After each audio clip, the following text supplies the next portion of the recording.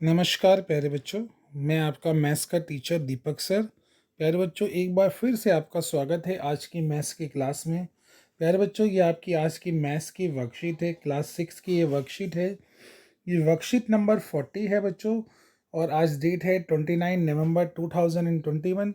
यहाँ प्यारे बच्चों आपको अपना नाम लिखना है, यहाँ आपको अपने क्लास टीचर का नाम लिखना है। प्यारे बच्चों, आज की जो हमारी वर्कशीट है उसका टॉपिक है फ्रैक्शन। फ्रैक्शन के बारे में हम रिवीजन करेंगे इस वर्कशीट के अंदर। पहले भी कई वर्कशीट्स में हमने फ्रैक्शंस की बात की है। आज फिर से उन्हीं फ्रैक्शंस का रिवीजन इस वर्कशीट में हम करने वाले हैं और कुछ नई बातें फ्रैक्शंस के बारे में सीखेंगे। तो सबसे पहले लेट्स सी कि फ्रैक्शन क्या चीज़ है, इसका रिवीजन देख लेते हैं। जैसे यहाँ लिखा है बेटा, fraction is a number representing part of a whole. यानी कि फ्रैक्शन एक नंबर है जो पूरी चीज का एक पार्ट को रिप्रेजेंट करता है, होल के पार्ट को रिप्रेजेंट करता है। द होल नंबर में बी सिंगल ऑब्जेक्ट और ग्रुप ऑफ ऑब्जेक्ट। ठीक है, जैसे बच्चों ध्यान से देखो, यहाँ पे अगर हम देखें, यहाँ लिखा है सबसे पहली फिगर देखो तो वन वन तो पूरा है, होल है पूरा। अब इस वन के जब दो पार्ट्स कर दिए, ठीक है, तो ये दो पार्ट्स हो गए बेटा। तो इसमें से जो एक पार्ट शेड किया है, तो एक पार्ट है इसका, this is the half part. Half part shade है, हाफ पार्ट शेड नहीं है, यानी कि जो शेडेड है वो मैं ले रहा हूँ। आई am taking out the shaded portion. Okay, तो जो शेडेड पार्ट है बेटा वो हम ले रहे हैं, तो that is represented by one shaded out of two. तो इस तरह से फ्रैक्शन को रिप्रेजेंट किया जाता है। इसी तरह बेटा यहाँ पे फोर पार्ट्स हैं होल के फोर पार्ट्स हैं, होल में से एक पार्ट मैंने लिया है, दैट इज वन पार्ट। तो I am taking one part out of four equal parts. Okay, इसी तरह ये होल है बेटा, होल में यहाँ भी फोर पार्ट्स हैं एंड थ्री पार्ट्स को शेड किया गया है, तो I am taking three parts out of four. Therefore, 1 by 2, 1 by 4, 3 by 4 is all are fractions, but this one is a whole part shaded. This is a whole number 1. Okay, it can also be write in fraction like 1 upon 1. आप इसको भी fraction में लिख सकते हो, 1 upon 1 लिख सकते हो। ओके बेटा, तो ये फ्रैक्शंस हैं सारे। चलिए आगे बढ़ते हैं। जैसे बेटा एक और एग्जांपल दिया है यहाँ पे, जैसे 3 by 4 एक फ्रैक्शन है, ठीक है। इसमें 4 क्या है, 4 stands for it is the number of equal parts in which the whole has been divided. यानी कि अगर बेटा मेरे पास पूरा है, एक होल है, उसको मैंने चार इक्वल पार्ट्स में डिवाइड किया है, तो जितने भी पार्ट्स में मैंने डिवाइड किया है वो ये 4 है। यानी कि जो इक्वल पार्ट्स में मैंने पूरे होल को डिवाइड किया है, that is represented bye 4, that is called the denominator. वो 4 रिप्रेजेंट करेगा और उसको हम डिनोमिनेटर कहते हैं। उसके बाद 3 क्या है बेटा, 3 वो चीज़ है जितना मैंने पार्ट उसका शेड किया है, जितना पार्ट मैं उसके अंदर ले रहा हूँ। It is the number of equal parts which have been taken out. जो पार्ट्स हम ले रहे हैं, जो टेकन आउट है parts, here the three parts have been taken out. तीन पार्ट्स हम ले रहे हैं प्यारे बच्चों, तो therefore 3 is the number which the parts have been which have been taken out. 3 is the number representing equal parts which have been taken out. ठीक है, तो ये वो पार्ट्स हैं जो हम ले रहे हैं, ये 3 नंबर है बेटा। Okay, that means I will write 3 by 4 and 3 को बोलते हैं न्यूमरेटर और 4 को बोलते हैं बेटा डिनोमिनेटर, जैसा कि हमने पिछली क्लासेस में भी सीखा है। ठीक है, 3 is called a numerator and 4 is called a denominator. ये तो है फ्रैक्शन के बारे में बेसिक जानकारी बेटा। चलिए इसी तरह देखें, अगर हम कहें 1/2 में 1 तो न्यूमरेटर है बेटा और 2 डिनोमिनेटर है। 1/4 में 1 न्यूमरेटर है, 4 डिनोमिनेटर है। 3/4 में 3 न्यूमरेटर है और 4 डिनोमिनेटर है। और अगर इस पूरे 1 की बात करें, इसे हम 1/1 लिखेंगे, तो इसमें 1 ही न्यूमरेटर है और 1 ही डिनोमिनेटर है। ठीक है बेटा, तो ये हो गया बेटा आपका फ्रैक्शंस की बेसिक जानकारी। चलिए अब आगे बढ़ते हैं। आगे का टॉपिक है बेटा मेरा fractions representing on number line, representing fractions on number line. Number line पे हम फ्रैक्शंस को कैसे दिखाते हैं, चलिए इस फिगर को थोड़ा सा देखने की कोशिश करते हैं कि जो यहाँ दी है प्यारे बच्चों। यहाँ पे देखिए क्या कर रखा है बेटा, कि जो जीरो से हमने शुरू किया है और जीरो से शुरू करके इक्वल पार्ट्स हैं, ये सब इक्वल डिस्टेंसेस है। इक्वल डिस्टेंसेस पे बच्चों हमने इक्वल डिस्टेंसेस लिए हैं। ठीक है, जैसे आप नंबर लाइन पे नॉर्मली जब 1 2 3 लिखते थे इक्वल डिस्टेंसेस लेते थे, वही इक्वल डिस्टेंसेस हमने लिए हैं। और बेटा हमने रिप्रेजेंट किया है 1/7, 2/7, यानी कि ऐसे सभी फ्रैक्शन जिनका डिनोमिनेटर 7 है वो सब यहाँ हमने रिप्रेजेंट करने की कोशिश की। तो सबसे पहला, जब एक पार्ट खत्म हो जाएगा तो सब उस पर आएगा बेटा 1/7, फिर सेकेंड पार्ट पे 2/7, फिर थर्ड जब कंप्लीट हो जाएगा 1 2 3 तो 3/7, उसके बाद 4/7, फिर 5 पार्ट कंप्लीट हो गए तो 5/7, 6 पार्ट कंप्लीट हो गए 6/7, और जैसे ही 7 पार्ट कंप्लीट हुए वो बन गया बेटा आपका 7/7। 7/7 को कैंसिल करोगे, 7 × 1 = 7, 7 × 7 तो ये 1 आ जाएगा। यानी बेटा कुछ भी नहीं है, इसके अंदर 0 से लेकर के 1 तक के डिस्टेंस को 7 इक्वल पार्ट्स में डिवाइड किया है। 1 2 3 4 5 है ना, ये रहा 1 2 3 4 5 6 7, 7 इक्वल पार्ट्स में डिवाइड किया है और हर पार्ट के ऊपर उसकी वैल्यू लिख दी है। तो this is the way how you present the fractions on number line. Okay, अभी हम कुछ एग्जांपल्स करेंगे, उसके थ्रू देखते हैं। जैसे बेटा इसमें देखिए, सबसे पहले आपको यहाँ एक क्वेश्चन दिया है। आपका क्वेश्चन है represent the following fractions on number line. I am reading the question number 1. Represent the following fractions on number line. In fractions को आपको number line पे represent करना है. Okay, let's see what are the fractions given in question number A part.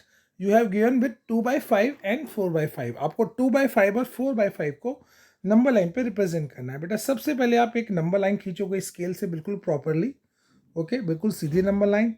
उसके बाद बेटा आप यहाँ पे एक पॉइंट मार्क करोगे, लेट इट बी 0, 0 है। फिर इक्वल डिस्टेंसेस पे आप पॉइंट्स को मार्क करते जाओगे बेटा, ठीक है। सबसे पहले देखिए डिनोमिनेटर 5 है ना दोनों का, तो सबसे पहले पे आप लिखोगे 1/5, ठीक है, सबसे पहले 1 आता है काउंटिंग में। फिर आप लिखोगे 2/5, फिर इक्वल डिस्टेंसेस पे एक और पॉइंट लगाओगे, फिर लिखोगे बेटा आप 3/5, फिर इक्वल डिस्टेंसेस पे एक और पॉइंट लगाओगे, फिर आप लिखोगे 4/5, फिर इक्वल डिस्टेंसेस पे एक और पॉइंट लगाओगे और फिर आप लिखोगे 5/5। और 5/5 क्या हो गया कैंसिल करके बेटा, 5 1 = 5, 5 × 5 यानी कि ये 1 हो गया, ठीक है। यानी कि ये वाला पॉइंट आपका 0 हो गया और ये लास्ट वाला पॉइंट आपका 1 हो गया। यानी आपने 0 से 1 तक के डिस्टेंस को 5 इक्वल पार्ट्स में डिवाइड कर दिया, 1 2 3 4 5, ओके। ये आपके 5 इक्वल पार्ट्स। अब आपको क्या दिखाना है, 2/5, तो यू विल सी कि 2/5 कहाँ है, आप ये ढूंढोगे कि 2/5 कहाँ है। बच्चों 2/5 ये रहा, तो 2/5 पे आप सर्कल करोगे और इस तरह से एक एरो के थ्रू आप दिखा दोगे कि 2/5 ये रहा। और अगला क्या है बेटा 4/5, इसी तरह आप 4/5 का सर्कल करोगे और एक एरो के थ्रू आप दिखा दोगे कि 4/5 ये रहा। बहुत ईजिली आप रिप्रेजेंट कर सकते हैं, दिखा सकते हैं फ्रैक्शंस को नंबर लाइन पे। तो ये इसका मेथड है। चलिए एक और क्वेश्चन करके देखते हैं, ठीक है। नेक्स्ट क्वेश्चन क्या है बेटा, 4/7 और 6/7। तो क्या करोगे, सेम प्रोसीजर है। सबसे पहले आप एक नंबर लाइन ड्रॉ करोगे, ओके। उसके बाद सबसे पहले आप यहाँ 0 पॉइंट मार्क करोगे। फिर आप क्या करोगे, इक्वल डिस्टेंसेस पे सबसे पहले आप लिखोगे 1/7, क्योंकि डिनोमिनेटर 7 है, डिनोमिनेटर पकड़ना है। दोनों का डिनोमिनेटर 7 है तो 7 से ही 1/7। फिर अगला क्या होगा 2/7, क्योंकि 1 के बाद 2 आता है। फिर अगला 3/7 इक्वल डिस्टेंसेस पे। उससे अगला बेटा होगा 4/7, उससे अगला होगा बेटा 5/7। ये डिस्टेंसेस आप स्केल से 1 सेंटीमीटर के डिस्टेंस पे ले सकते हैं। अगला होगा बेटा 6/7, उसके अगला होगा बेटा 7/7। और 7/7 आप कैंसिल करोगे, सेम आ जाता है जब डिनोमिनेटर और न्यूमरेटर, तो कैंसिल होके वो 1 हो जाता है। यानी दिस इज द वैल्यू 0 और दिस इज द वैल्यू 1। यानी आपने 0 से 1 तक की वैल्यूज को 7 इक्वल पार्ट्स में डिवाइड किया है, 1 2 3 4 5 6 7, ओके बच्चों। अब आपको 4/7 बताना है, कहाँ है 4/7, ये लिखा है 4/7। तो आप क्या करोगे, यहाँ पे एक सर्कल बनाओगे और इस तरह से एक लाइन खींच दोगे और एरो दिखा दोगे, दिस इज द 4/7। उसके बाद आपको 6/7 दिखाना है, वो ये रहा। ऐसे एक सर्कल और एरो के थ्रू 6/7 भी आपने दिखा दिया। तो ये आपने रिप्रेजेंट कर दिया बेटा फ्रैक्शंस को नंबर लाइन पे, ठीक है। इसमें से ये 2 पार्ट मैंने करा दिया। अभी जो थर्ड पार्ट है आपका वो क्या है प्यारे बच्चों, 2/8 और 5/8। ये आप अपने आप प्रैक्टिस करोगे, ओके। ये था आपका आज का क्वेश्चन नंबर 1, ठीक है बेटा। लेट्स सी क्वेश्चन नंबर 2 में क्या कह रहा है प्यारे बच्चों। क्वेश्चन नंबर 2 में कह रहा है write the fraction for the point A and the point B. Point A और पॉइंट बी के लिए बेटा आपको फ्रैक्शन लिखने हैं, ओके। चलिए देखते हैं कौन सा कहाँ पे है पॉइंट ए और पॉइंट बी। देखो बेटा,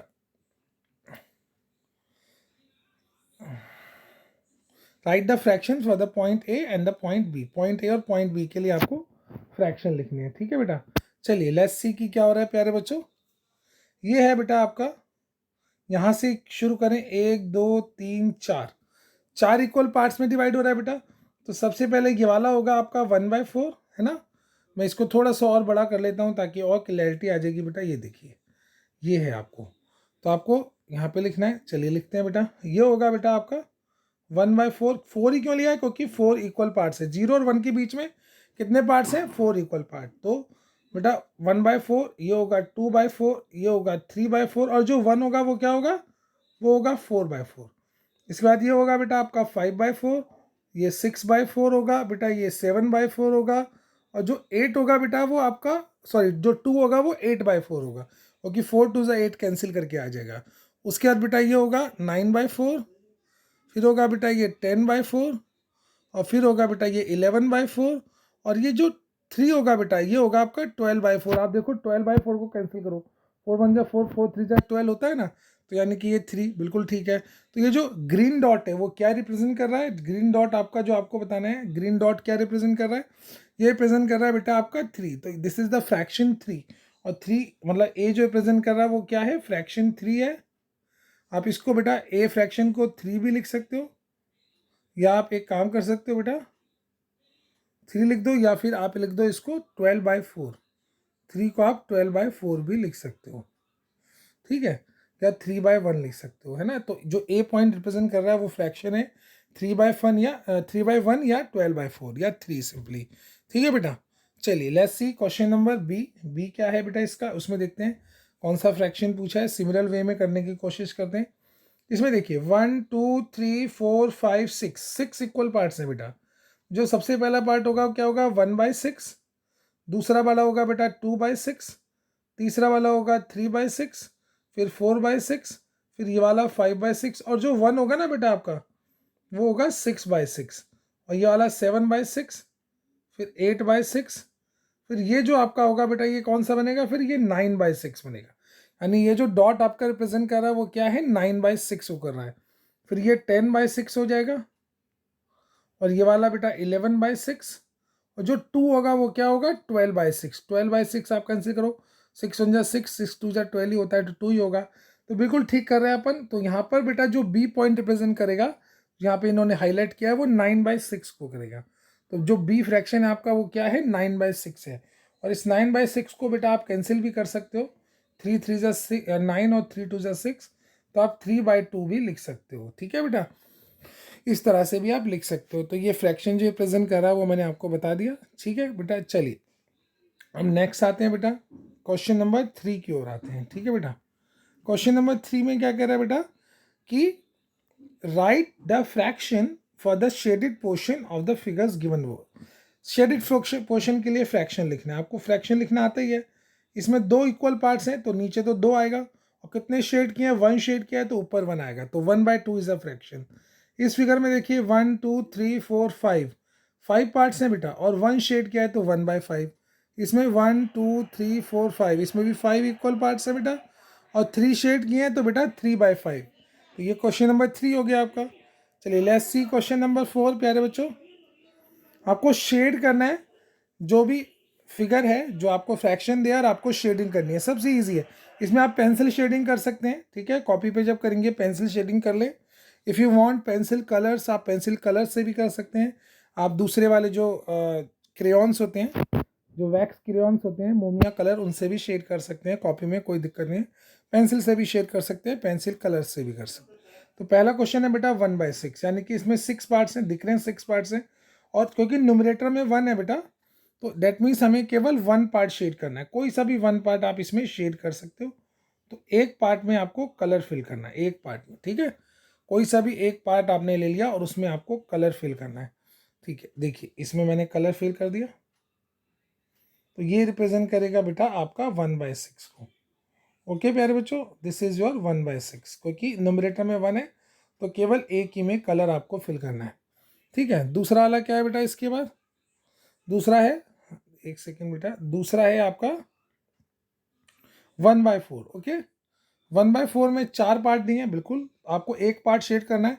कोई सा भी एक पार्ट जहां आपकी मन कर रहा है, मैं ये बीच वाला कर देता हूँ। एक पार्ट में आपको कलर भरना है। इस तरह जो भी न्यूमरेटर में हो उतने ही आपको कलर भरने हैं।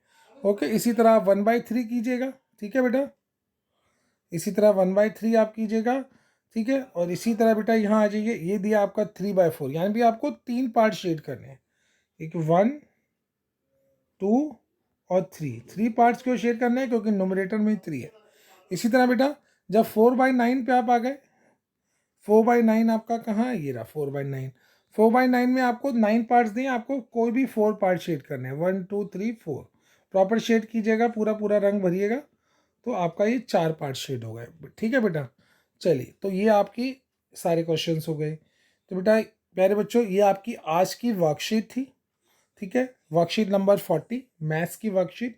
ठीक है, जिसके अंदर हमने सीखा फ्रैक्शंस के बारे में। एक और मैसेज है बच्चों, ठीक है, वो मैसेज ये है बेटा कि आप अपने हाथों को लगातार साबुन से धोते रहें, बेवजह आप घर से बाहर ना निकले, बहुत ज़रूरी हो तो मास्क लगा के निकलें, क्योंकि एक तो कोरोना भी ख़त्म नहीं हुआ पूरी तरह बेटा, और बाहर जो है पॉल्यूशन भी फैल रहा है। ठीक है बेटा, और कम से कम 2 गज की दूरी आपस में बना के रखें, भीड़ भाड़ वाले इलाकों में ना जाएं। ठीक है बच्चों, तो ये आपके लिए संदेश है। प्यारे बच्चों, ये आपकी आज की मैथ्स की वर्कशीट थी, वर्कशीट नंबर 40। मैं आपका मैथ्स का टीचर दीपक सर। जल्दी से बेटा ये वर्कशीट कंप्लीट करके आप अपने क्लासेस के ग्रुप्स में भेज दीजिए, ताकि सारे टीचर्स आपकी भेजी हुई इन वर्कशीट्स के काम को टाइमली चेक कर सकें। प्यारे बच्चों, ये आपकी आज की मैथ्स की क्लास थी। थैंक यू बच्चों।